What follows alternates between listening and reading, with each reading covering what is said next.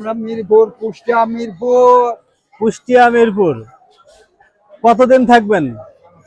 আমরা কালকে বিদায় নিব। আজকে পূর্ণ সেবা হবে, আমাদের বিদায় কালকে দিবে। আপনি এই লাইনে কতদিন ধরে আছেন? এই লাইন আমার বুদ্ধি হয়ে চলি। বুদ্ধি হওয়ার পর থেকে, জ্ঞান বুদ্ধি হওয়ার পর থেকে। ভিডিও যারা দেখছে, নতুন যারা আসতে চায়, তাদের উদ্দেশ্যে আপনি কি বলতে চান?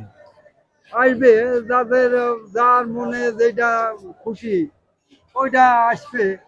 এটা তো বাধ্যবাধা না, এটা সবাই আসবে, কোনো জাত ভিন্ন ভেদ নাই এখানে।